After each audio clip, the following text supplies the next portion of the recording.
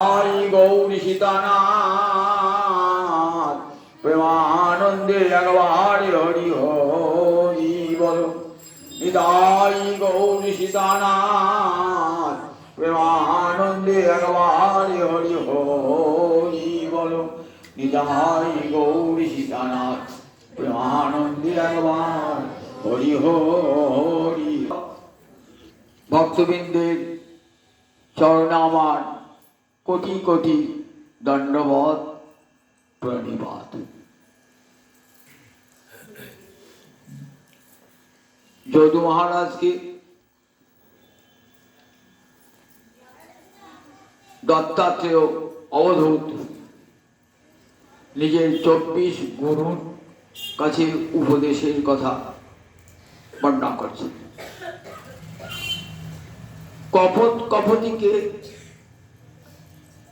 গুরু বলে বর্ণনা করেছেন। কেন? তাদের কাছে কি শিক্ষা পেয়েছেন? তাদের কাছে শিক্ষা পেয়েছেন নাতি স্নেহ প্রসঙ্গ বা কর্তব্য।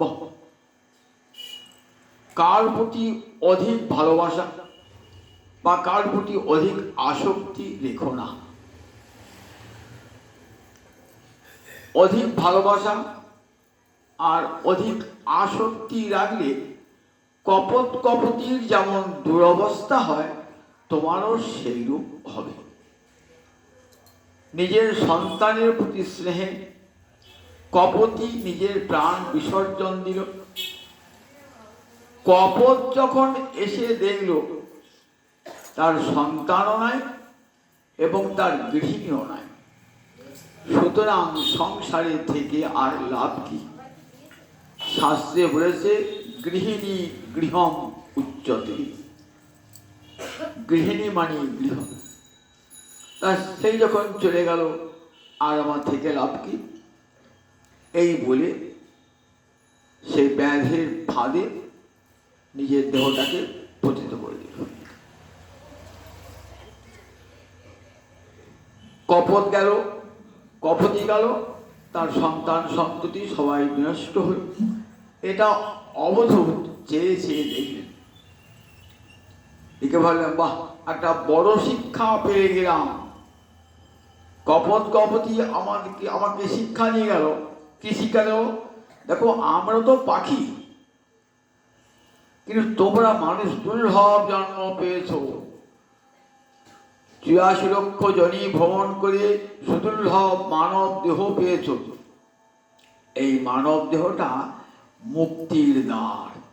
সুখদেব বলছে মহারাজ, जो প্রাপ্য মনুষ্য লোক মনুষ্য দেহ প্রাপ্তি মোক্ষদ্বারম অপাবৃতম। মুক্তির দ্বার ভগবান খুলে দিলেন যে তুমি ইচ্ছা করলে এই জন্মে মুক্ত বিহঙ্গের মতো আকাশে উঠতে পারো, আবার যদি কোনো সংসার খাঁচাতে থাকতে পারো। এমন সুন্দর একটা জন্ম ভগবান দিলেন। যো প্রাপ্য মানুষ লোক মোক্ষদ্বারম অপাবৃতম। এই মানব জন্ম পেয়ে হেঁটে আপনি গোলকে বৈকুণ্ঠে চলে যাবেন।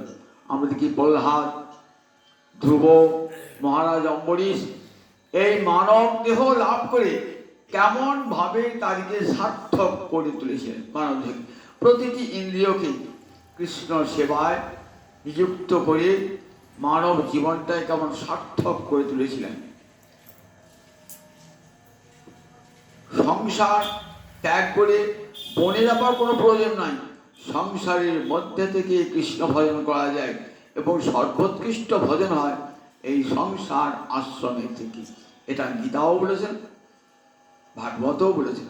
সংসারে থাকো, ঠাকুর রামকৃষ্ণ বাণী বারবার শুনেছি, পাঁকাল মাছের মতো থাকো, পাঁকে থাকো, পাঁক যেন তোমার গায়ে না লাগে। নৌকা জলে থাকলে কোনো ক্ষতি নাই, নৌকার মধ্যে জল ঢুকলেই বিপদ, নৌকো ডুবে যাবে। সংসারে থাকো, মরে রেখে দিও সংসার তোমার নয়। মায়ার বন্ধনে আবদ্ধ হয়ে কেউ তোমার স্বামী, কেউ তোমার স্ত্রী, কেউ তোমার পুত্র, কেউ তোমার কন্যা, কেউ তোমার পিতা, কেউ তোমার মাতা, এরা আগের জন্মে তোমার সঙ্গে কোনো সম্পর্কের বন্ধনে ছিল না, আগের জন্মে কত পিতা মাতা হয়েছে, কত স্ত্রী পুত্র হয়েছে, কত আত্মীয় স্বজন হয়েছে, আবার এই জন্মের পরও আবার কত পিতা মাতা হবে। যতবার জন্মেছি একটা পিতা মাতাকে অবলম্বন করে জন্মেছি, আমার সংসারও হয়েছে, স্ত্রী পুত্রাদি হয়েছে, তার কোথায় গেল? তার জন্য কাঁদছি আমরা। মনে স্মরণ করতে পারছি কে ছিল আমার আগে, কে স্ত্রী ছিল, কে পুত্র ছিল, কে পিতা ছিল, মাতা ছিল। আচ্ছা, শঙ্কর বলেন কাদব কান্তা কস্তি পুত্র সংসার অয়ম অতীব বিচিত্র। কে তোমার পত্নী, কে তোমার পুত্র? বললেন দেখো, এই সংসারকে আমার আমার বলে ভেবো না, এটা তোমার নয়, ভেবো না। শুধু মাইক কর্মফল ভোগ করবো, যে আমার স্ত্রীও কর্মফল ভোগ করছে, আমার বাবাও কর্মফল ভোগ করছে, আমার মাও কর্মফল, আমিও কর্মফল ভোগ করছি, আমার ছেলেরাও মেয়েরাও কর্মফল ভোগের জন্য আমাকে অবলম্বন করে এসেছে। সুতরাং আমি যখন মানব দেহ পেয়েছি, একবার ভগবান সুযোগ দিয়েছেন, এই সুযোগটা কখনই আর হেরায় হারাবো না। সংসার করবো, যার প্রতি যা কর্তব্য কর্ম গীতা বলেছেন, যা কর্তব্য কর্ম প্রত্যেকেই করবে, শাস্ত্র নির্দিষ্ট। সংসারে মানুষ সংসারের ধর্ম পালন করবে। সংসার রয়েছে, সেখানে স্বামী রয়েছেন, স্ত্রী রয়েছেন, পুত্র রয়েছেন, তাদের প্রতি যথাযথ কর্তব্য, আত্মীয় স্বজন, প্রতিবেশী, অতিথি, সমাজ, রাষ্ট্র, সবার প্রতি কর্তব্য পালন করবেন, কিন্তু মনটি থাকবে গোবিন্দ চরণ আর অবিন্দে। তস্মাৎ সর্বেষু কালেষু মা মনুষ্যর যুদ্ধ।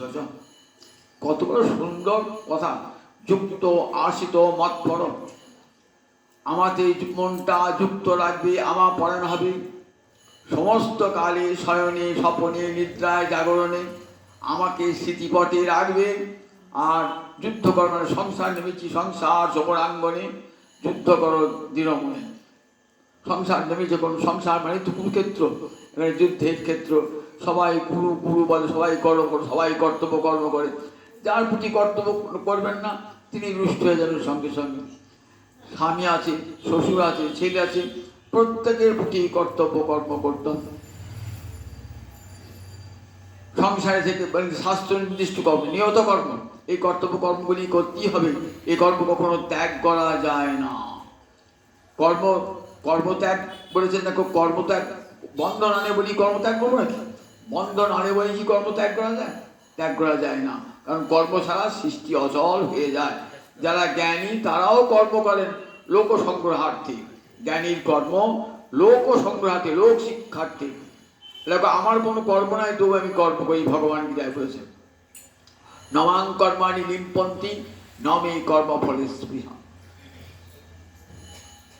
তাই মনুষ্য জন্ম ভগবানের কৃপার দান, মুক্তির দ্বার ভগবান খুলে দিলেন।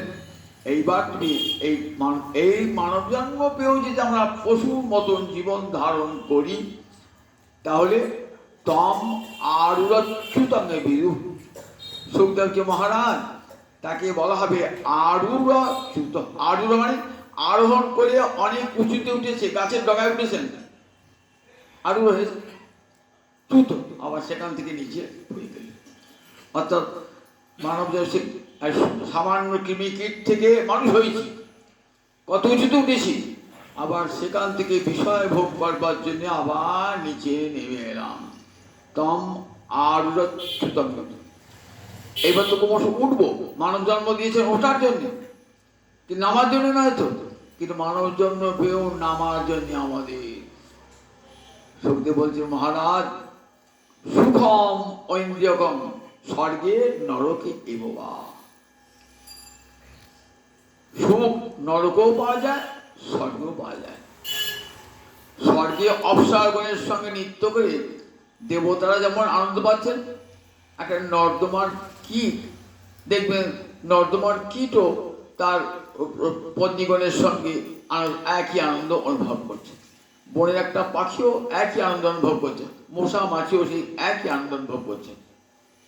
সুতরাং সুখম ঐন্দ্রিয়কম, ইন্দ্রিয়ের দ্বারা যে পাওয়া সুখ, সেটা স্বর্গেও আছে, নরকেও আছে। স্বর্গেও আছে, নরকে আছে। সুতরাং সেই সুখের জন্য কখনো লালায়িত হবেন না। মায়ার বা সুখী বাকি, আবার দুঃখী বাকি, কোনটাই থাকে না। সুখটাও যেমন থাকে না, দুঃখটাও তার থাকে না। মেঘ দেখে তুই করিস না রে ভয়, আড়ালে তার সূর্য হাসে। কই কথা না, আমরা মেঘ দিকে ভয় খাই, বাবা করিস ভাসিয়ে দেবো বোধহয়, বলে ভেবন ভাসলো, একটু পরে আবার দেখবে সূর্য উঠবে। তাই দুঃখে দেখে দুঃখে চিত্ত ব্যথিত হো না, আবার দেখবে দুঃখটা চিরস্থায়ী নয়, দুঃখ চলে যাবে, আবার সুখ আসবে। চক্রবাত পরিবর্তনতে দুঃখানি চ সুখানি চ। ঠিক চক্রের মতন চাকা যেমন একবার উপর থেকে নিচে, নিচে থেকে উপরে আসে, ঠিক তেমনি করে আমাদের সুখ আসে দুঃখ আসে। তাই সুখম আপতিতং সেব্যং, দুঃখম আপতিতং সেব্যং। শাস্ত্রীয় উপদেশ, সুখ এলে তাকেও সেবা করো, আবার দুঃখ এলে তাকেও সেবা করো। কারণ এই মায়ার জগতের সুখ দুঃখ সকলেই পায়, সে নরকেই থাকুন আর স্বর্গেই থাকুন। এরপরে গুরু হয়েছেন অজগর। অজগর সাপ আমার গুরু। কপত কপতি পরে বলছেন অজগর সাপ আমার গুরু। অজগর ওহি, অজগর সাপ। অবধূত ঘুরতে ঘুরতে ঘুরতে ঘুরতে একটা জঙ্গল এসে উপস্থিত। জঙ্গল এসে উপস্থিত, তা যদি কেউ দুটি দেয় খায়, মেলে খায় না, অজাসক্ত, কাউকে চাইবে না তো। মাধবেন্দ্র পুরীর মতন, মাধবেন্দ্র পুরী ঘুরে বেড়াচ্ছিলেন বৃন্দাবনে। বৃন্দাবনে কিন্তু হাত পারলি কিছু পাওয়া যাবে। আপনি যে করে গৃহে গিয়ে যান, একখানা দুখানা রুটি আপনাকে সবসময় দেওয়ার জন্য প্রস্তুত। কিন্তু মাধবেন্দ্র পুরী অযাচক, যাচবেন না, অযাচক ভুক্তভোগ করছে। অভূত অযাচক, কাউকে চাইবেন, কেউ যদি দেয় তাই খাবেন, না খাবেন না। অযাচক হয়ে আছে, বনের মধ্যে পড়ে আছে, 2-3 দিন কেটে গেছে, কিন্তু ভজন মাধুর্য মগ্ন। তিনি ভজনটাকে ছেড়ে দিয়ে ওই দুটি অন্নের জন্যে, একটা রুটির জন্যে কোথাও ঘুরে বেড়াবেন, সময় নষ্ট করবেন, তাহলে ভজন হবে না। এই শিক্ষাটা কোথায় পেলেন? বলছেন একটি বনে আছি, বনে এসে আমার পাশে একটা বিশাল অজগর সাপ আমার পাশে, কেমন নির্ভীক আছে দেখুন। পাশে সাপ রয়েছে, আমাদের ভয়ে বিশাল দূরে পালাবো ছুটি। আর সাপটা যে রয়েছে এতটুকু ভয় নেই, নির্ভীক, কারণ শরণাগত তো, দেহটা গোবিন্দের চরণে অর্পণ করে দিয়েছেন। তাকিয়ে তাকিয়ে দেখছেন সাপটা তো কিছু খাচ্ছে না, নড়ছেও না, চড়ছে না, চুপটি করে আছে সাপটা। তা ও বিচার একদিন তো কোনো খাবারই জুড়ল না, দ্বিতীয় দিনও কোনো খাবার জুড়ল না, তৃতীয় দিনও দেখছেন খাবার জুটছে না। শেষের দিকে একটা হরিণ এসে উপস্থিত। অজগর সাপ তো একটা গোটা হরিণকে গিলে খেতে থাকে। আমি বললাম বাহ, এই তো অজগর, তুমি আজ থেকে আমার গুরু হলে, তোমার কাছে একটা শিক্ষা পেয়ে গেলাম আমি, যে দেখো ভোজনের জন্য ভজন নষ্ট করো না, ভোজনের জন্য ভজন নষ্ট করো না। জীব সৃষ্টি করেছেন যিনি, আহারের ব্যবস্থাও তিনি করে রেখে দিয়েছেন। কত পশু পাখি কীট পতঙ্গ রয়েছে, আপনার মতো আগে থেকে দোকান থেকে জিনিসপত্র কিনে এনে বাজারে বাড়িতে মজুত করে না, কিছুই তাদের নাই। খাবার জুড়লো না জুড়লো করে উঠতে তো করে পাবে, করে পাবে না। এমন তো বহু প্রাণী রয়েছে, হনুমান বাঁদর সব রয়েছে, কিন্তু তারা খাবার ঠিক পেয়ে যায়, তাহলে বেচাঝিনি করে। তা অজগর সাপটা ঠিক দিবে, তখন মনে হলে গীতার বাণী কত সত্য বাণী। ভগবান গীতায় অর্জুনকে বলছেন, অর্জুন অনন্যাস চিন্তন্তমাং যেজনা পর্যুপাসতি তেষাং নিত্যাভিযুক্তানাং যোগক্ষেমং বাহ্মা। অনন্যাস চিন্তন্ত, চিন্তাটা কিন্তু অনন্য, এই ভজনটা কিন্তু অনন্য ভজন। দেখছি আমাদের অবতীর্ণ ভজনটা, যে মনটা গোবিন্দ চরণ ছেড়ে আর কোথাও যাচ্ছে না, এইরকম যদি ভজনটা অনন্য ভজন হয়, অনন্যাস চিন্তয়ন্ত, সজ্জিবদ্ধ হয়েছে সব সময় চিন্তা, সংসারে সকল কাজের মধ্যে চিন্তা, এখানে চিন্তায় অন্ত দিয়েছেন, অনন্যাস চিন্তন্ত। আর অন্য কোনো কৃষ্ণ ছাড়া অন্য কোনো ভাবনা নাই। আর শয়নে স্বপনে নিদ্রায় জাগরণে 24টি ঘন্টা কৃষ্ণ চরণের স্মৃতি বুকে নিয়ে রয়েছেন। অবিস্মৃতি কৃষ্ণ চরণ অরবিন্দয়, গোবিন্দ চরণ অরবিন্দে। এমনি করে যে না মান পর্যুপাসতে, পর্যুপাসতে শব্দটা তাৎপর্য আছে, পরিযুক্ত উপাসতে সন্ধি করে পর্যুপাসতে, পরিমাণে পরিত সর্বতভাবে যে আমার উপাসনা করে। সর্বতভাবে উপাসনা মানে শুধু মুখে হা কৃষ্ণ বললাম কিন্তু মনে হা কৃষ্ণ বলি না। বলে মুখে যেমন বলবো, বাক্যে যেমন বলবো, অন্তরে তৈরি বলবো। কায়িক, বাচিক, মানসিক 3 ভাবেই গোবিন্দের ভজনা করব। এই নাম পর্যুপাসনা। যেন ভজনে কোনো কপটতা না থাকে। আমরা ভেজাল দিয়ে দিই, এমন আমাদের অভ্যাস না, আমাদের ভজনেও ভেজাল দিয়ে দিই। মনুষ্য জাতি বড় কপট, বাইরে এক আর ভিতরে আর এক। এত কপটতা, ভগবত ভজনেও তাদের কপটতা। বাইরে হা কৃষ্ণ বলে কাঁদছেন, ওটা লোক দেখায়নি মাত্র। মহাপ্রভু নিজে বলছেন না যে আমি কারো কাঁদি জানো, আমি দেখো আমার হৃদয়াতুর প্রেম নাই, কাঁদেন কারো প্রভু লোক দেখাবার জন্য, সৌভাগ্য জ্ঞাপন করবার। জগৎকে শিক্ষা দিচ্ছেন। মহাপ্রভু সত্যিকার কাঁদছেন, কৃষ্ণ প্রেমেই কাঁদছেন। কিন্তু বলছি তুমি প্রেমে কেমন কৃষ্ণ প্রেম? বল না না, আমার কোনো কৃষ্ণ প্রেম নাই, জানো সৌভাগ্য জ্ঞাপন করবার জন্য আমি কাঁদি।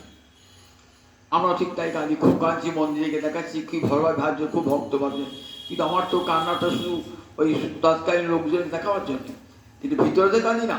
ভিতরে কাঁদলে লোককে, বাইরে লোককে দেখাবার দরকার ছিল না কান্না। কিন্তু বললেন ভিতরেও কাঁদবে, বাইরেও কাঁদবে, বাক্যেও কাঁদবে, মনেও কাঁদবে, হৃদয়েও কাঁদবে। কায় মনো বাক্যে যে ভজন, তার নাম পর্যুপাসন।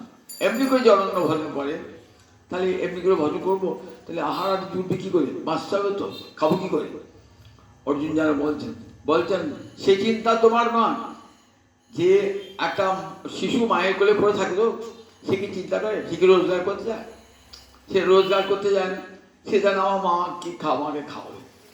ঠিক তেমনি শিশুর মতন গোবিন্দ চরণে যদি শরণাগত হয়ে থাকো না, বলেন তার ভার আমার। শিশুর যেমন সমস্ত ভার তার জননীর উপরে, ঠিক তেমনি গোবিন্দ তার সব ভার নিয়ে নেন।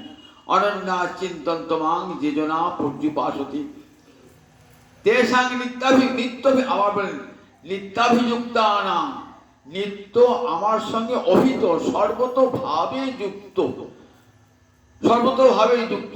কথায় বার্তায়, শয়নে স্বপনে, নিদ্রায় জাগরণে আমার সেবাতে সারা দিন রাত সে যুক্ত হয়েছে। তার যোগ এবং ক্ষেম, যোগ মানে অপ্রাপ্ত বস্তুর প্রাপ্তির নাম যোগ, যেটা আপনার নাই সেটা পাওয়ার নাম যোগ। আজ পেলেন, তাকে রক্ষা করতে হবে তো, সেই প্রাপ্ত বস্তু রক্ষণের নাম ক্ষেম। তার যোগ এবং ক্ষেম এটা আমি বহন করি। এই যোগ ক্ষেম বলেন গ্রাসাচ্ছাদন পর্যন্ত, আমার গ্রাসের আমরা আচ্ছাদন। এক অর্জুন বিশ্বের কাহিনী শুনেছেন, আর একটা কাহিনী শোনায় গীতা পণ্ডা। পণ্ডা মানে পণ্ডিত। গীতা এত সুন্দর, উড়িষ্যার এক পণ্ডিত এমন গীতা ব্যাখ্যা করতে সুন্দর, তার নাম হয়ে গেল গীতা পণ্ডা। গীতা সুপণ্ডিত, খুব দরিদ্র ব্রাহ্মণ, কিন্তু এখানে গীতায় সুদৃঢ় বিশ্বাস। আর এমন করে গীতা পাঠ করেন না, সবাই আনন্দ পান তার গীতা পাঠ শুনে। তার গীতা পাঠ করতে করতে তার খেয়াল থাকে না যে আমার একটু বয়স ব্যয় করতে হবে, সংসার চলবে না, স্ত্রী আছে, পুত্র আছে। একবার প্রায় 3 দিন উপবাস, গীতা পাঠ করেছেন, নানা টিকা টিপ্পণী লিখছেন, বহু গীতার টিকা টিপ্পণী ব্যাখ্যা করছেন, পড়ছেন। স্ত্রী বলছে দিন রাত গীতা পড়লেই হবে? গীতা পড়লে আহার জুটবে? তুমি দ্বার পরিগ্রহ করেছো, ঘরে ছেলে রয়েছে, 3 দিন অনাহারে রয়েছে, খাবে কি? বললেন শোনো, ভগবান কি বলেছেন জানো? গিন্নি কি বলেছে? অনন্যা চিন্তন্তমাং যোজনা পর্যুপাসতি তেষাং নিত্যাভিযুক্তানাং যোগক্ষেমং পাহাম। কিন্তু তখন 3 দিন খায় নাই তো, ছেলেরা খেতে পারে না, ক্রুদ্ধ হচ্ছে তো, তখন কি করলেন, একটা কলম নিয়ে এসে 3টে আঁচড় দিয়ে দিয়েছেন বহাম মহামের জায়গা, 3টে আঁচড় দিয়ে দিয়েছে। ব্রাহ্মণ তো কান্তা আরম্ভ করেন, জানেন গীতায় আঁচড় দিলে পারে গোবিন্দ অঙ্গেই আঁচড় দেওয়া হয়, গীতা মেয়ে শরীরং পার্থ গীতা গোবিন্দেশ্বরী। চলো আজ গোবিন্দের আঁচড় জগন্নাথের প্রসাদ পেয়ে আসবে, চলো। এরপরে কোনো ক্ষোভ নেয় কিন্তু আমার ব্রাহ্মণের, স্ত্রীকে পুত্রকে নিয়ে চলে, চলো আমরা এখন জগন্নাথের প্রসাদ তো গেলেই পাওয়া যাবে, চলে যায়। গিয়েছেন হেঁটে হেঁটে জগন্নাথের প্রসাদে, দেখছেন জগন্নাথ দর্শন করছেন তো, দেখছেন ঠোঁটে 3টে চেরা দাগ, ঠোঁটে 3টে দাগ, হাও হাও করে কাঁদছেন। স্ত্রীকে বলছেন, দেখো তুমি তো গীতায় আঁচড় দিয়েছো, 3টে আঁচড় দিয়েছো, দেখো জগন্নাথ খেতে পাচ্ছেন না, ঠোঁটে 3টে আঁচড় রয়েছে। ব্রাহ্মণ হাও হাও করে কাঁদছেন। দেখুন ভগবানে গীতার আঁচড় দিয়েছেন স্ত্রী, আর সেই আঁচড়টা আমার জগন্নাথের মুখে লেগেছে চলে। তাই ভগবান বাক্য তো সত্য, গীতা পণ্ডাকে আর ওই জগন্নাথ ছেড়ে আশ্রম, ওইখানে রাজা স্থায়ী বসবাসে ব্যবস্থা করেন। সমস্ত অন্য মানে তুমি এইখানে বসে গীতা পাঠ করবে, এইখানে সমস্ত মন্দিরে ভক্তগণকে গীতা শোনাবে, আর তোমার আহারের তোমার যা স্বাচ্ছন্দ্যের ব্যবস্থা, থাকার খাওয়া ব্যবস্থা সব আমি করবো। তাই যোগক্ষেমং বহাম্য, আমি তার যোগ এবং ক্ষেম বহন করি। তারপর দেখো ওই 2টি অন্নের জন্য, 2টি ভোজনের জন্য ভজন ত্যাগ করো না, ওই অজগরটা আমাকে শিক্ষা দিয়ে গেল। ঠিক দেখবেন যদি গোবিন্দ ভজন করেন, আহার যেমন করো জুটবেই জুটবে, বলছে সে আহারটা বিচার করো না। গ্রাসং সুমিষ্টং বিরসং মহান্তং স্তোকম এই বাবা, আপনাকে খাবার এলো, সেটা সরস না বিরস না কম না বেশি, এটা বিচার করতে নাই। গোবিন্দের প্রসাদ তো যেমনই আসে, যদি কণিকাই হয় জানতে হবে এটা আমার গোবিন্দের করুণার দান। যদি যদি খেতে আশ্বাসযুক্ত না হয়, তাও জানবেন গোবিন্দের অধরামৃত। ভাগবত বলছেন গোবিন্দের অধরামৃত, সেটা কখনো বিচার করো না। তবে আহার এলেই খাও না, দেখতে হবে সেটা গোবিন্দের প্রসাদ হয়েছে কিনা।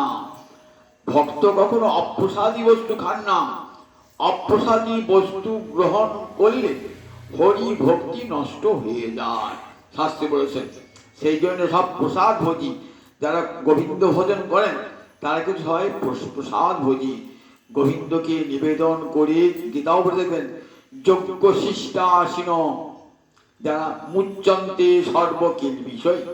যজ্ঞ শিষ্টাসীন মানে যজ্ঞ বই বিষ্ণু, আচার্য শঙ্কর বলেছেন যজ্ঞ মানে বিষ্ণু, অর্থাৎ গোবিন্দের প্রীতির জন্য যে গোবিন্দকে ভোগ লাগানো হলো, তার যে অবশেষ থাকলো যজ্ঞ শিষ্টা, অর্থাৎ ভোজন করা। অসীন মানে ভোজন করেছেন, যারা যজ্ঞের অবশেষ ভোজন করেন, মুচ্চন্তে সর্ব কিল বিষয়, তার কিল বিষয় মানে পাপ, সমস্ত পাপ থেকে তারা মুক্ত হয়ে যান। যারা যজ্ঞের অবশেষ ভোজন করেন, যজ্ঞের অবশেষ যেই হলো, তখন অতিথি যে থাকেন সম্মুখে, অতিথিকে দান করুন। যদি কুকুর বিড়াল থাকে পক্ষী, তাদেরকে দান করুন। সব শেষে আপনি ভোজন করবেন। এই যারা যারা যজ্ঞ শিষ্টাসীন হয় না, তারা হয় অমৃত ভোজী, তাদের সুদীর্ঘ পরমায়ু হয়। এমন আহার্য বস্তু গোবিন্দে নিবেদন করবেন, কেমন রসালো স্নিগ্ধ মধু। দেখবেন গীতায় বলা আছে এই আহারটা সাত্বিক আহার। এতে কি হয়? আয়ু বৃদ্ধি প্রাপ্ত হয়, রোগ নাশ হয়, শক্তি বৃদ্ধি প্রাপ্ত হয়। এই আয়ু সত্য বলা আরোগ্য, দেখবেন গীতাতে বলা আছে। এই সাত্বিক আহারের ফলে দেখবেন রোগ হবে না, খুব কম রোগ হবে। আর যদি হয় দেহমাত্রিক রোগ হবে, স্বল্প রোগ হবে, আর দীর্ঘ জীবন হবে, শক্তি বৃদ্ধিপ্রাপ্ত হবে, মেধা বৃদ্ধিপ্রাপ্ত হবে, ভজনে অনুরাগ বৃদ্ধিপ্রাপ্ত হবে। সেই জন্যই গীতা ভাগবত সবাই যে দেখো গোবিন্দকে নিবেদন করে সাত্বিক আহার ভোজন করবে। তাতে কি হবে? পরমায় বৃদ্ধি পাবে, ভজন শক্তি বৃদ্ধি প্রাপ্ত হবে, ভজন শক্তি। তাই যজ্ঞ শিষ্টাশ্রম ভগবানকে নিবেদন না করে কোনো অনিবৃত বস্তু গ্রহণ করতে নাই। যৎকর্ষি যদ অষ্টাশি, গীতায় কি বলেছেন? তুমি যা করবে, যদ অষ্টাশি মানে কি? সংস্কৃত ভোজন করা। তুমি যা ভোজন করবে তৎকুরুষ্য মদর্পণম, আগে আমাকে অর্পণ করবে। গীতা শ্লোকটি বলে মানে কেউ বুঝবেন। যৎকর্ষি যদ অষ্টাশি যজ্জোহসি দদাসি যদ তৎকুরুষ্য মদর্পণম, যা করবে যা খাবে আগে আমাকে নিবেদন করে তবে খাবে। কোন জায়গায় দিয়ে চা খাবেন এক কাপ, তুলসী পাতা নাই, তারপরে তুলসী পাতা তো আছে, তুলসী পাতা ঠিকিয়ে চাটা ঠিকিয়ে গোবিন্দকে নিবেদন করে ফেলেন। যে কোনো বস্তু খেলে আগে গোবিন্দকে, আমার আরাধ্য দেবতাকে, ভগবানকে নিবেদন করে খেলাম, এটাই নিয়ম। কৃষ্ণের অধামৃত, কৃষ্ণের অধরামৃত, কৃষ্ণ গুণ সুচরিত, সুধা সাহারে সাধু বিনিন্দন, তার স্বাদ যে না জানে জন্মিয়া না মইল কেন, সে রসনা ভেক জিহ্বা সম। কৃষ্ণের অধামৃত আর কৃষ্ণ গুণ সুচরিত, এই দুটোই সুধাসার। যে সুধাসার অমৃতের সার যা, তাকে নিন্দা করে, তার স্বাদকেও নিন্দা করে। গোবিন্দের অধামৃত এমন এক বস্তু। কৃষ্ণের অধামৃতকে কি বলে? বলে কৃষ্ণের যে ভক্ত শেষ তার ফেলা নাম, তার এক লভ পায় সেই ভাগ্যবান। কৃষ্ণের যে ভক্ত শেষ তার নাম ফেলা, আর তার এক কণা তার নাম লভ। মহাপ্রভু কাঁদছেন, কাঁদতে কাঁদতে জগন্নাথ মন্দির ঢুকছেন, তো ঢুকে আর যেতে পারছেন না, তখন জগন্নাথের দাঁড়িয়ে যে আছে না, মহাপ্রভু ধরে নিয়ে গেলেন। দেখো আমার প্রাণনাথকে দেখাবে। মহাপ্রভু দেখছেন প্রাণনাথকে, দর্শন করছেন, দর্শন করলেন, দর্শন করার পর বাল্যভোগ সেই প্রসাদ দিয়েছেন। মহাপ্রভু একখানা খেয়েছেন, খেয়ে বলছেন কৃষ্ণের যে ভক্ত শেষ তার ফেলা নাম, তার এক লভ পায় সেই ভাগ্যবান। ফেরা লভ, ফেরা লভ, সুকৃতিলভ্য ফেরা লভ, সুকৃতিলভ্য ফেরা লভ বলতে বলে আসছে। দাঁড়িয়ে জিজ্ঞাসা করছে এর অর্থ কি? উড়িয়া তো জানে না ফেরা অর্থ কি। তারপরে কৃষ্ণের যে ভক্ত শেষ তার ফেলা নাম, তার এক লভ পায় সেই ভাগ্যবান। কৃষ্ণের খাওয়ার পর যে থাকে তার নাম ফেলা, আর তার এক কণা মানে লভ, সুকৃতি লভ্য। বলেন পরম সুকৃতি না থাকলে এই কৃষ্ণের ফেরা লভ পাওয়া যায় না, অর্থাৎ কৃষ্ণ অধরামৃত পাওয়া যায় না। এই অধরামৃত বহু ভাগ্যের ফলে, বহু সুকৃতির ফলে, ভক্তি সংস্কারের ফলে মিলে। সেই দেখেন না, প্রসাদকে বসছেন তো সবাই কি বলে? সবাই বলে সাধু সাবধান, ফের করি অবধান, ফের করো অবধান। বললে অন্য ডাল ভাত খাওয়ার মতো মনে করো না, এটি চিন্ময় অন্ন, গোবিন্দের প্রসাদ, গোবিন্দের প্রসাদ। তার অধরামৃত এমনই যে সে অধরামৃত সমস্ত পাপ নাশ করে দেয়, অন্তরে কৃষ্ণ ভক্তির উদ্রেক করে।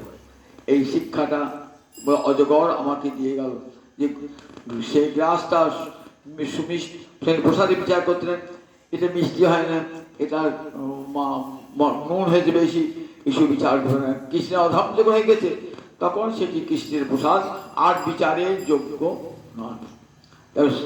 কমই দিয়ে গেল, আমাকে আর প্রসাদ পেট ভরলো না, এ কথা কখনো বলতে নাই। মহান্তম স্তোকম এওয়া বললেন, প্রসাদ কেমন? অজগর অহিব, অজগর সাপ যেমন করে তা গ্রাস করছেন, তেমনি করে পরমানন্দে গ্রহণ করবেন। প্রাপ্তি মাত্রে না ভক্তব্যম নাত্র কাল বিচারণা। চৈতন্য চৈতামৃত পড়ে দেখবেন যে পণ্ডিত সার্বভৌম, তখন পণ্ডিত তো গোড়া পণ্ডিত, স্নান আন্নিক না করে তো কোনো প্রসাদ দিলে গ্রহণ করবেন না। তা মহাপ্রভু যখন তর্কে পরাজিত করলেন মহাপ্রভু, তখন তো বড় পুষ্ট হয়ে গেলেন। মহাপ্রভু কিরপের প্রাপ্ত হলেন। তখন একদিন জগন্নাথের প্রসাদ নিয়ে এসেছেন, তখন ভোরবেলা এসেছেন, উঠালেন জগন্নাথ, হরে কৃষ্ণ বলতেছেন, যেই প্রসাদ দিলেন না, সঙ্গে সঙ্গে প্রসাদটা গ্রহণ করলেন। বললেন তুমি আজকে প্রসাদ গ্রহণ করলেন, তখন বলছেন বাসুদেব সার্বভৌম, শুষ্কং পর্যুষিতং বাপি নিতং বা দূরদেশতং প্রাপ্তি মাত্রের ভক্তব্যম নাত্র কাল বিচারণা। শুকনো হোক বাসি হোক দূর দেশ থেকে যে কেউ নিয়ে আসুক, যে কেউ নিয়ে আসুক, তার জাতি বিচার করবে না। প্রাপ্তি মাত্রের ভক্তব্য, পাওয়ার সঙ্গে সঙ্গে মহাপ্রসাদ মাথায় ঠেকিয়ে গ্রহণ করবে। নাত্র কাল বিচারণা, যখন আমি স্নান করি নাই, আন্নিক করি নাই, সুতরাং এখন নবনতা নয়। প্রাপ্তি মাত্রের ভক্তব্য নাত্র কাল বিচারণা বলেন। তাই গোবিন্দের প্রসাদ সে স্তোক হোক, সামান্য হোক, অল্প হোক, মনে রেখে দিও। তুমি যখন নিজেকে গোবিন্দ পদে নিক্ষেপ করছো, আত্মনিক্ষেপ শরণাগত এক লক্ষণ তো, নিজেকে গোবিন্দ চরণে নিবেদন করেছো, তখন তোমার আহারের যোগান ভগবান দেবেন। তখন তোমার আহারের ব্যবস্থা, গ্রাসাচ্ছাদের ব্যবস্থা ভগবান নিজেই করবেন। তার জন্য তোমাকে চেষ্টা করতে হবে না, ভজন ত্যাগ করবে। মাধবেন্দ্র পুরী অযাচক, তাকে আহার পান নাই, বৃন্দাবনে ঘুরেছেন। বৃন্দাবনে ঘুরতে ঘুরতে কোথায় এসেছেন? গোবিন্দ কুণ্ডে।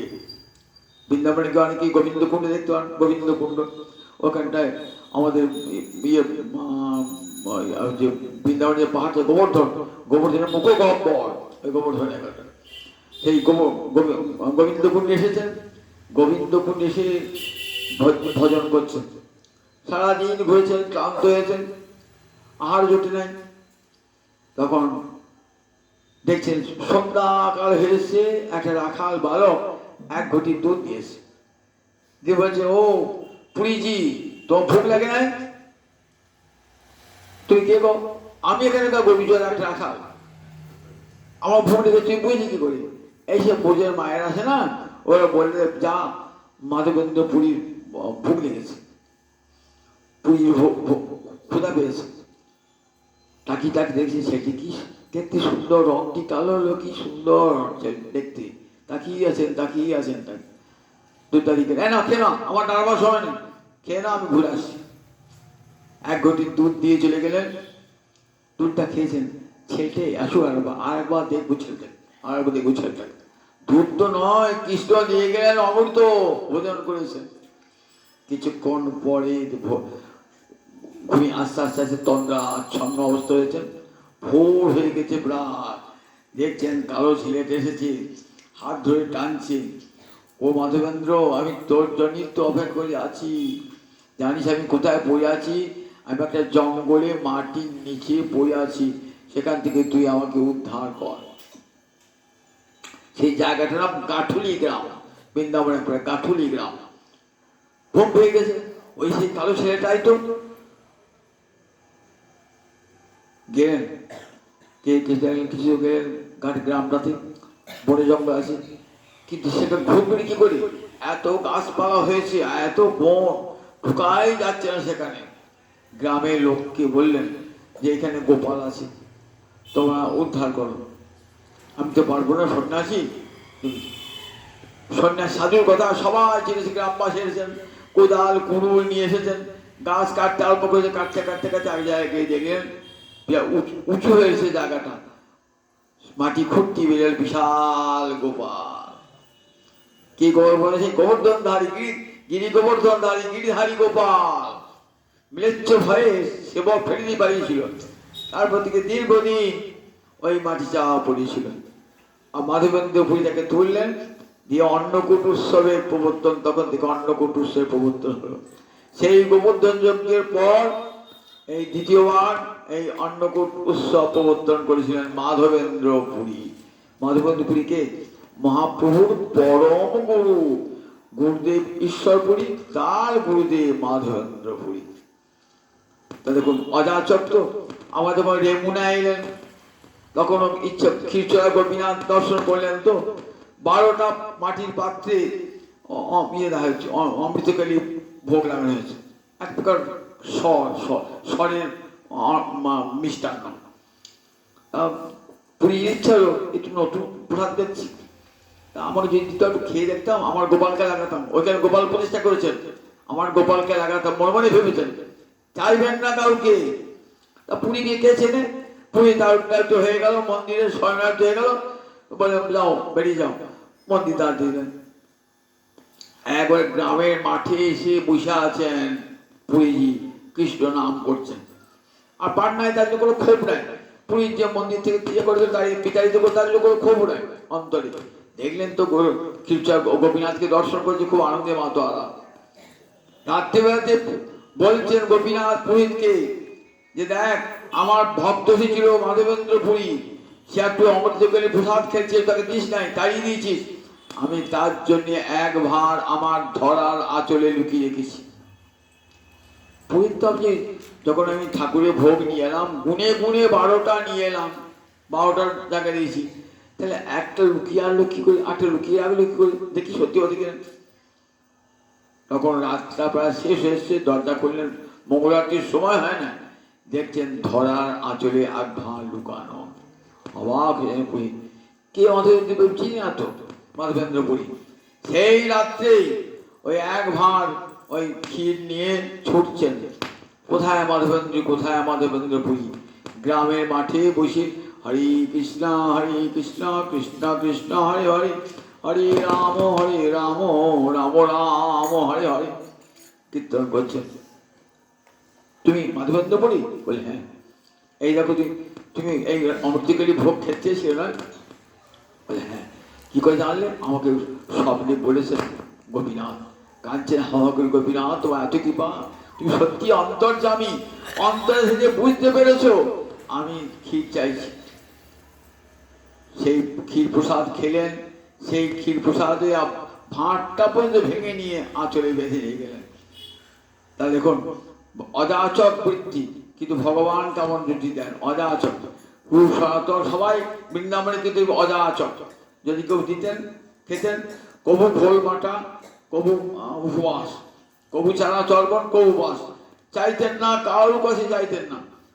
রূপ গোস্বামীর অন্তরে ইচ্ছা দিয়েছে যে আমার দাদা সনাতন কত ভোগে সুখে ছিলেন। দেখতেন তো প্রধানমন্ত্রী বুঝুন একবার তখনকার দিনে কিরকম খাওয়া দাওয়া হতো, এত রাজভোগের খেতেন।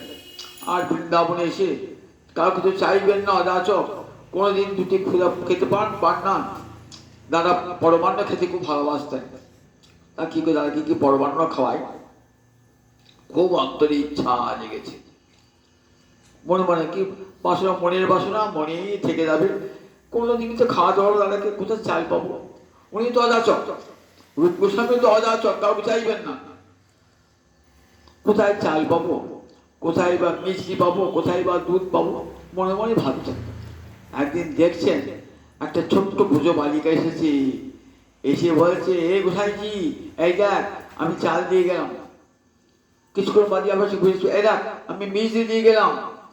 আবার কিছুক্ষণ বাদে এসে এই দুধ দিয়ে গেলাম, পরমান্ন করে খাওয়া, গোপালকে খাওয়া, গোবিন্দকে খাওয়া, তোর সেক্ষেত্রে বিগ্রহ গোবিন্দকে খাওয়া। বারবার আসছে মেয়েটি আর দিয়ে চলে যাচ্ছে।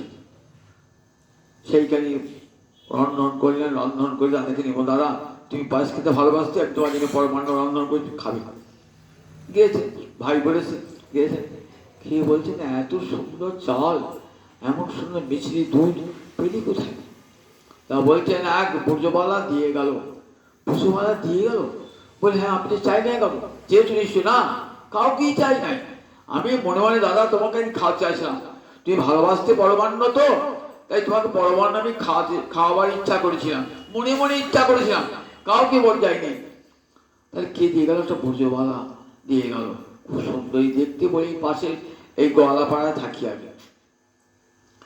তা কি দিয়ে গেল? একবার প্রথমে এসে চাল দিয়ে গেল, তারপর মাখন মিষ্টি দিয়ে গেল, তারপর দুধ দিয়ে গেল।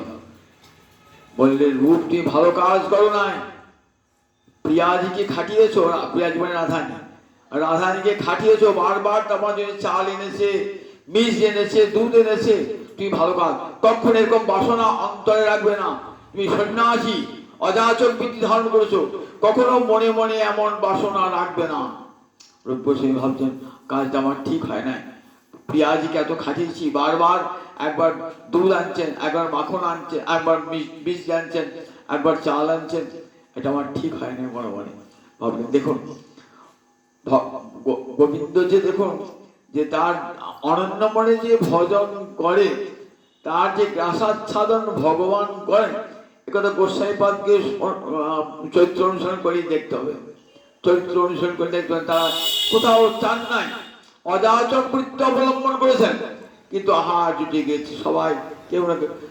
তারা তেমন আহার বলেন যেটুকুতে এই জীবনটা রক্ষিত হয়, দেহটা রক্ষিত হয়, যেটুকুতে, যেটুকু জীবনটা রক্ষিত হয়, দেহটা রক্ষিত হয়। কৃষ্ণ ভজনের জন্য বেঁচে থাকা, যতদিন ভজন সিদ্ধি না হচ্ছে ততদিন সাধকের জীবনটা থাকে। তা বাঁচাতে গেলে কি করতে হবে? খেতে হবে। খাওয়ার জন্য বাঁচে না, ভজনের জন্য বেঁচে আছেন। আর না খেলে শরীরটা বাঁচবে, থাকবে না, ভজন হবে না, এই জন্যেই তাদের খাওয়া। বললেন 7:30 প্রহর যায় ভক্তির সাধনে। একটা দিন কত 8 প্রহর, 3 ঘন্টা একটা প্রহর, তাহলে 24 ঘন্টা। 7:30 প্রহর মানে 21 ঘন্টা চলে গেল। 21 ঘন্টার পর আবার 1.5 ঘন্টা, তাহলে 22.5 ঘন্টা চলে গেল। থাকলো 1.5 ঘন্টা। এই 1.5 ঘন্টায় কি হয়? নিদ্রা, ভোজনে, শয়নে, তাহাও নহে কোনো দিনে। 1.5 ঘন্টা থাকতো নিদ্রা, ভোজন, শয়ন 1.5 ঘন্টা। তাহলে কেমন বৃন্দাবনে ভজনটা করেছে একবার দেখুন। একবার 7:30 প্রহর যায় ভক্তির সাধনে। ছেঁড়া কথা নেড়া মাথা কাঁদে বহির্বাস, লোকে সুধাইলে বলে মুই চৈতন্যের দাস। দাস কভু চানা চর্মন, কভু উপবাস, কেউ দিলে খান, নইলে খান না। এমনি করে ভজন করেছেন, বৃন্দাবনেতে ভজন করেছেন। গোবিন্দ সাধে দাদিকে কি বা করেছেন দেখুন। তারা মঞ্জরি দিয়ে আগে রাধারী সেবা করেছেন, তারাই আবার গোস্বামী হয়ে এসেছেন, 6 গোস্বামী হয়েছেন বৃন্দাবনে, এবং লোককে ভজন শিক্ষা দিচ্ছেন। মহাপ্রভু চেয়েছিলেন আপনি আচরি ধর্ম জীবিতে শিখায়। নিজে আচরণ না করলে কখনো অপরকে শিখানো যায় না। তাই তার সঙ্গে যারা পার্শ্বদ ছিলেন তারাও জগৎকে শিখেছেন ভজন করো না ভোজন করো। আমি আবার কোথায় খেতে গেলাম, কেউ তো ভোজন আমাকে দিলেন না, তার জন্য তার প্রতি এতটুকু কটুবাক্য বলবো না, এবং তার জন্য তাকে অভিশাপও দেবো না। তার জন্য মনে কোনো বিক্ষোভও থাকবে না, চিত্তে কোনো বিক্ষোভও থাকবে না। জানতে হবে গোবিন্দ আমাকে আজ আহার দিলেন না, আজ আমি উপাসী থাকবো, কিন্তু তাই বলে তার ভজনটা কখনো পরিত্যাগ করবো না। যদি কায় মনোবাক্যে ভজন হয় তাহলে দেহ রক্ষার জন্যে অন্ন জল আপনা আপনি এসে হাজির হবে, আবার লজ্জা নিবারণের পোশাক এসে আপনা আপনি হাজির হবে। তার জন্য চেষ্টা করতে হয় না। এই শিক্ষাটা আমাকে অজগর সাপ দিয়ে গেল, তাই অজগরকে আমি গুরুপদে বরণ করলাম। এমনি করে জগৎকে শিক্ষা দিচ্ছেন। দেখো জগতে সর্বত্রই গুরু আছে।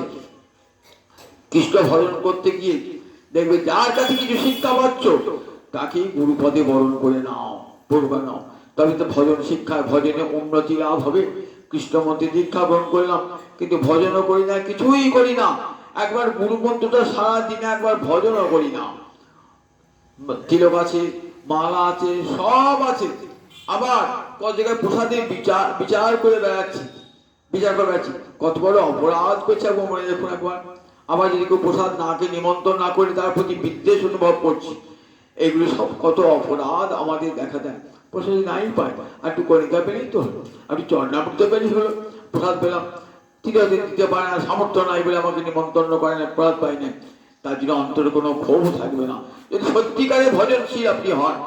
আর যে প্রসাদ পেয়েছেন সেটা মিষ্ট হোক, বিরস হোক, সরস হোক, সামান্য হোক, অল্প হোক, বলেন তার জন্য কোনো নিন্দা করবেন না, সমালোচনা করবেন না, তার দ্বারা প্রসাদের মহিমা হয় না। মহাপ্রসাদের মহামহিমা, সে কথা আপনারা আগে শুনিয়েছি আগের দিন, যে আজ মহাপ্রসাদের মহামহিমা। জগন্নাথের প্রসাদ কি জন্য হয়েছিল? জগন্নাথের প্রসাদের মহামহিমা জানতে পারি কেমন করে? দেবী দুর্গা চেয়েছিলেন মহাপ্রসাদ খেতে, কিরকম সে কাহিনীটা শুনিয়ে দিই। নারদের বড় ইচ্ছা গোবিন্দের বৈকুণ্ঠে যান, কিন্তু প্রসাদটা পান না। তার কারণ নারদকে বলছেন যে প্রভু তোমার অধরামৃত তো একদিনও পেলাম না। বলছে ওটা আমার অধীনে নয়, ওটা লক্ষ্মীর অধীনে। তুমি লক্ষ্মীকে সেবা করে তাকে তুষ্ট করো, যদি পাও আমার ভোক্তাবশেষ লক্ষ্মী নিয়ে চলে যান, নারায়ণ নিয়ে চলে যান। তাহলে তাহলে কি কর লক্ষ্মী কি করে সেবা করো লক্ষ্মী? তবে আমি তো নারী পুরুষ দিয়ে তো লক্ষ্মীর সেবা হবে না, আমি তোমাকে নারী দেহ দান করছি, নারী দেহে লক্ষ্মীর সেবা করো। নারী দেহে লক্ষ্মীর সেবা করছেন। লক্ষ্মী খুব প্রীত হয়েছে। কি বর চাস বল? বলে কোনো বর চাই না, ওই নারায়ণের ভক্তাবশেষ একটু দাও। নারায়ণের ভক্তাবশেষ পেয়ে নারদ আবার পুরুষ দিয়ে আসছেন। কোথায় এলেন? প্রথমে এসেছেন আস্তে আস্তে নৃত্য করতে করতে আসছেন। কোথায় এলেন? এলেন শিবের নিবাস কৈলাসে। খুব নৃত্য করছেন। মহাদেব বলছে এত নৃত্য কিসে, এত আনন্দ কিসে? আজ আমি দুর্লভ বস্তু পেয়েছি, মহাপ্রসাদ পেয়েছি, কৃষ্ণের প্রসাদ, আমাকে দিলে না বন্ধু? তখন বলছে প্রাপ্তি মাত্র ভক্তব্য, পেয়ে তো খেয়ে নিয়েছি। বললেন একটু আমাদের রাখো না। বলে দেখো নখের কোণে লেগে আছে। মুখটা ঢুকিয়ে দিলেন, মুখে ঢুকিয়ে দিলেন আঙুলটা, সেখান থেকে নখের কোণ শিবাকে শিব নৃত্য করতে আরম্ভ করছে। মহাদেবী দুর্গা এসেছেন। কিসের নৃত্য নেই বন্ধুতে? বলেন জানো আজকে কি পেয়েছে? নারদের কাছ থেকে মহাপ্রসাদ পেয়েছি। মহাপ্রসাদ বলে আমাকে দিলে না? আমি তো অর্ধেক দিনে অর্ধেক ভাবি।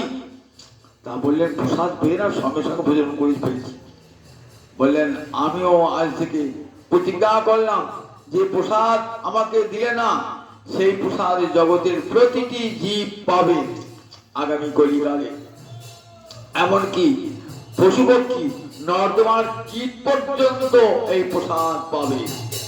আমি নিয়ে আসবো আমার ভগবানকে, আমার তো ভগবানকে নিয়ে আসবো, নিয়ে এসে জগতের সকলকে প্রসাদ দেবো। অভিমানী হয়ে রইলেন। জগন্নাথ এলেন কলিকালে, দারু ব্রহ্ম জগন্নাথ এলেন সমুদ্রের তীরে। সেই প্রসাদ দেব যখন জগন্নাথের ভোগ হয় না, জগন্নাথের ভোগ হওয়ার পর তাকে দেওয়া হয়, বিমলা দেবীকে দেওয়া হয়, তবে নাম হয় মহাপ্রসাদ। সেই মহাপ্রসাদ ভুবনেশ্বরে চলে যায়। আর সেই মহাপ্রসাদ পুরীতে মানুষ তো খাই কাতারে কাতারে মানুষ, কেউ ব্রাহ্মণ ক্ষত্রিয় বৈশ্য শূদ্র পাপী অনাচারী সবাই খাবে, পুণ্যবান সবাই খাবে। আবার যা থাকলো না সেই প্রসাদ নর্দমায় ফেলে দেয়। নর্দমার কিমিকি রাখায় শিগাল কুকুরে পর্যন্ত খায়। যে মহাপ্রসাদ এমনই যে পুরীতে গেলে প্রসাদের আর অভাব হবে না। দেখি জগতে সবাই যাতে গোবিন্দের প্রসাদ পায়। মা অহিমানিনী করে রয়েছেন। আজও দেখবেন পুরী গেলে অহিমানিনী হয়ে রয়েছেন বিমলা দেবী, বিপরীত দিকে মুখ করে বসে আছেন। নিয়ে আসেন, নিয়ে এসে জগন্নাথের ভোগ হলো, সেই ভোগ দিয়ে বিমলা দেবীকে দেওয়া হবে। তারপরে প্রসাদ বিতরণ হবে। মহাপ্রসাদ হয়ে গেল, প্রসাদ বিতরণ হবে। তাই মহাপ্রসাদের এমন মহামহিমা। সেই মহাপ্রসাদের মহিমা বর্ণনা করলেন। বললেন আমি অজগরের কাছ থেকে শিক্ষা পেলাম, সেই অজগরকে আমি গুরুপদে বরণ করলাম। জয় নিতাই, জয় নিতাই, জয় নিতাই।